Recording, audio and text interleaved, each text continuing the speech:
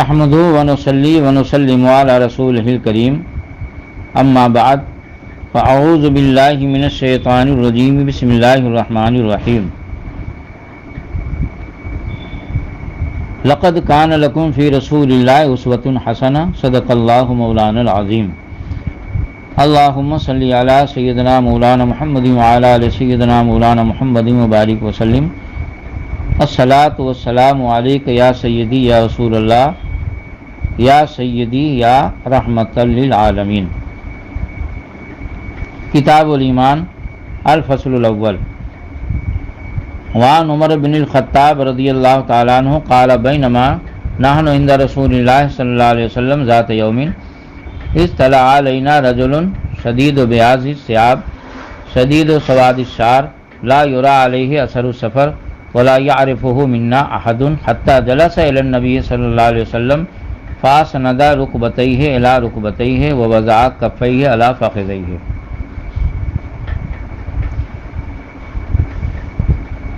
یعنی ایمان کا بیان پہلی فصل۔ روایت حضرت عمر ابن خطاب رضی اللہ تعالیٰ عنہ سے فرماتے ہیں کہ ایک دن ہم نبی صلی اللہ علیہ وسلم کی خدمت میں حاضر تھے کہ ایک صاحب ہمارے سامنے نمودار ہوئے جن کے کپڑے بہت سفید اور بال خوب کالے تھے، ان پر آثار سفر ظاہر نہ تھے اور ہم میں سے کوئی انہیں پہچانتا بھی نہ تھا، یہاں تک کہ حضور کے پاس بیٹھے اور اپنے گھٹنے حضور کے گھٹنوں شریف سے مس کر دیے اور اپنے ہاتھ اپنے زانوں پر رکھے۔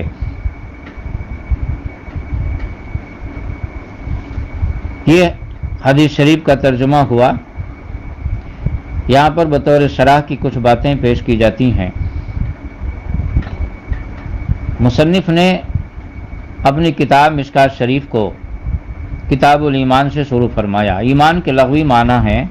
امن دینا۔ شریعت میں ایمان اسلامی عقائد کا نام ہے جنہیں مان کر انسان عذاب الہی سے امن میں آ جاتا ہے، یعنی تمام ان چیزوں کو ماننا جو حضور صلی اللہ علیہ وسلم رب کی طرف سے لائے، چونکہ ایمان محض ماننے اور تصدیق کرنے کا نام ہے، اس لیے اس میں مقدار ناممکن ہے، ہاں کیفیت کی زیادتی کمی ممکن ہے، چونکہ ایمان عبادات کی اصل ہے، اس لیے پہلے اسے بیان فرمایا، یعنی نماز روزہ زکوٰۃ جو اعمال ہیں ان سے پہلے ایمان بیان فرمایا، کیونکہ ایمان بنیاد ہے، ایمان کے بغیر کوئی عمل مقبول نہیں۔ قرآن پاک میں ہے وَمَن يَكْفُرْ بِالْإِيمَانِ فَقَدْ حَبِطَ عَمَلُهُ وَهُوَ فِي الْآخِرَةِ مِنَ الْخَاسِرِينَ۔ اس کے بعد حضرت عمر رضی اللہ تعالیٰ عنہ نے فرماتے ہیں کہ ایک صاحب ہمارے سامنے نمودار ہوئے، یہ حضرت جبرائیل علیہ السلام تھے، جیسا کہ آگے آ رہا ہے، جو شکل انسانی میں حاضر ہوئے تھے، جیسے بی بی مریم کے پاس مرد کی شکل میں گئے۔ فرشتہ نورانی مخلوق ہے جو مختلف شکلیں اختیار کر سکتی ہے، جن وہ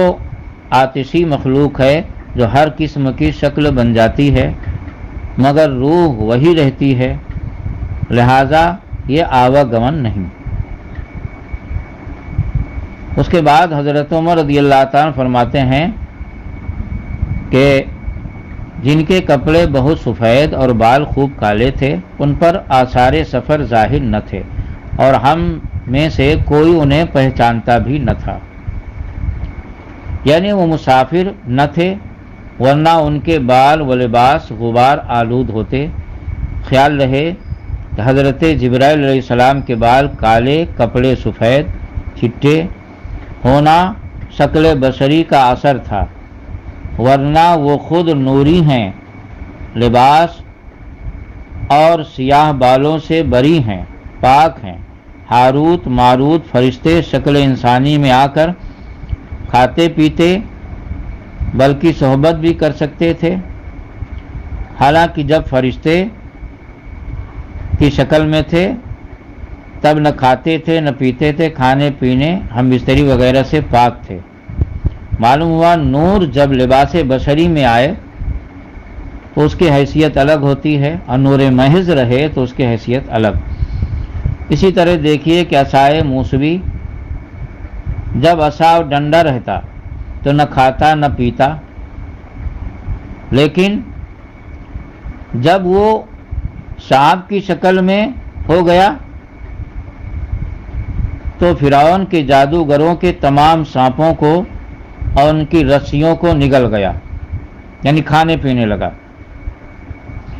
بس اسی طرح سمجھنا چاہیے کہ ہمارے حضور صلی اللہ علیہ وسلم نہ بشر محض ہیں نہ نور محض ہیں۔ ہم ان کو نور محض اور بشر محض نہیں، بلکہ ہم ان کو نوری بشر مانتے ہیں۔ نوری بشر ہیں، کھانا پینا نکاح اسی بشریت کے احکام تھے، اور صوم وصال میں نورانیت کی جلوہ گری تھی۔ بغیر کھائے پیے بخاری شریف جیسی کتابوں میں ہے کہ حضور صلی اللہ علیہ وسلم عرصہ دراز تک یعنی کئی دن گزار لیتے بغیر سحری بغیر افطاری کے، اور 100 سال سے حضرت عیسیٰ علیہ السلام بغیر کھائے پیے آسمان پر جلوہ گر ہیں۔ تو جب دنیا میں حضرت عیسیٰ علیہ السلام تھے تو کھاتے بھی تھے پیتے بھی تھے، لیکن جب عالم کون سا عالم نورانیت میں گئے تو اب نہ کھا رہے ہیں نہ پی رہے ہیں، کھانا پینے سے پاک۔ اسی طرح ہمارے حضور صلی اللہ علیہ وسلم کو یہ جو ظالم کہتے ہیں کہ ان کو نور ماننے والے کافر ہیں، اسلام سے خارج ہیں، ان ظالموں کو جب پوچھا جاتا ہے اس پر دلیل کیا ہے تو کہتے ہیں کہ وہ کھاتے تھے وہ پیتے تھے۔ احد میں جب ان کا دندان مبارک شہید ہوا تو خون نکلا۔ ان ظالموں کو کون سمجھائے کہ تم نے یہ تو دیکھا کہ احد میں حضور صلی اللہ علیہ وسلم کا دانت مبارک شہید ہوا تو وہ حضور صلی اللہ علیہ وسلم کے دانت مبارک سے خون نکلا، چہرے میں زخم آیا تو خون نکلا، مگر تمہیں یہ یاد نہیں کہ علم نشرح کی تفسیر میں خود تمہارے ہی مفسرین نے اور تمہارے ہی بڑے بڑے شیاطین نے لکھا ہے۔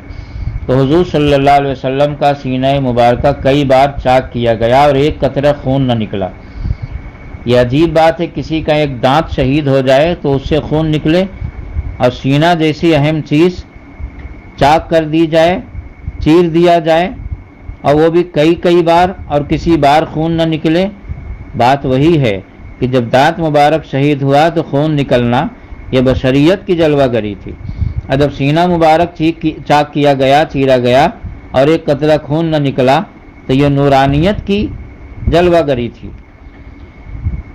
اسی طرح حضور صلی اللہ علیہ وسلم جب معراج میں گئے تو انسان کی بس کی بات نہیں کہ نوری سواری پر سفر کرے، سوار ہو، لیکن حضور صلی اللہ علیہ وسلم براق پر سوار ہوئے، اور یہ عقلاء کا اور سائنسدانوں کا بالاتفاق فیصلہ ہے کہ انسان بغیر ہوا کے، بغیر آکسیجن کے نہیں رہ سکتا، مگر ہمارے حضور صلی اللہ علیہ وسلم جب اس عالم میں ہوں تو سانس لیتے تھے، اور جب معراج میں یہ ہوا کی سطح سے اوپر گئے تو کیسے سانس لیے اور کیسے اوپر گئے، یہاں تک کہ صحیح حدیث سے ثابت ہے کہ حضور صلی اللہ علیہ وسلم نے آسمانوں کی سیر کیا، حالانکہ وہ دوسرا عالم ہے، وہاں پر ہوا کا کرہ نہیں، وہاں پر ہوا اور آکسیجن نہیں۔ تو بات وہی ہے کہ جب حضور صلی اللہ علیہ وسلم اس عالم میں سانس لیں تو یہ بشریت کی جلوہ گری ہے، اور جب اس عالم میں جائیں اور ہوا سے اوپر چلے جائیں اور ہوا آکسیجن نہ ہو پھر بھی حضور صلی اللہ علیہ وسلم باحیات رہیں اور صحیح سالم ہو کر واپس آ جائیں تو یہ نورانیت کی جلوہ گری ہے۔ حضور صلی اللہ علیہ وسلم کی سیرت سے تو خود یہ بات ثابت ہے کہ کہیں پر حضور صلی اللہ علیہ وسلم سے بشریت کی جلوہ گری صادر ہوتی اور کہیں پر نورانیت کی جلوہ گری ثابت ہوتی۔ خود مخالفین کے بہت بڑے رہنما مولوی اشرف علی تھانوی نے ایک کتاب لکھی ہے جس کا نام ہے نصر الطیب۔ اس کتاب میں باقاعدہ حضور صلی اللہ علیہ وسلم کے نور ہونے پر ایک فصل ہی، ایک باب ہی قائم کیا ہے، اور اس میں حضور صلی اللہ علیہ وسلم کے نور ہونے پر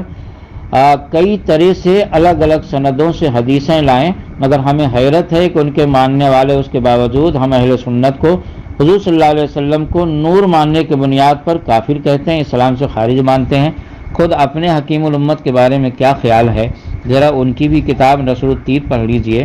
اب رہا یہ، اگر تم یہ کہو کہ وہ نور محض نہیں مانتے ہیں، وہ تو حضور صلی اللہ علیہ وسلم کو من وجہ نور مانتے ہیں، تو آپ کو معلوم ہونا چاہیے کہ ہم بھی حضور صلی اللہ علیہ وسلم کو نور محض نہیں مانتے ہیں، بلکہ ہم بھی مانتے ہیں کہ حضور صلی اللہ علیہ وسلم نوری بشر ہیں، نہ نور محض ہیں۔ اگر بہار شریعت وغیرہ جیسی کتاب میں اور صدر الافاضل میں کنز الایمان کے حاشیہ میں بھی اس بات کی صراحت کر دی ہے تو حضور صلی اللہ علیہ وسلم کو جو بشر اور انسان نہ مانے وہ اسلام سے خارج ہے۔ ہم حضور صلی اللہ علیہ وسلم کو انسان مانتے ہیں، اور بہار شریعت کے پہلے حصے میں جو نبی کی تعریف کی گئی ہے، باقاعدہ اس میں یہ لفظ استعمال کیا گیا کہ تمام نبی بشر ہی تھے۔ تو جب ہم بشر مانتے ہیں حضور صلی اللہ علیہ وسلم کو، مگر بشر محض نہیں بلکہ نوری بشر،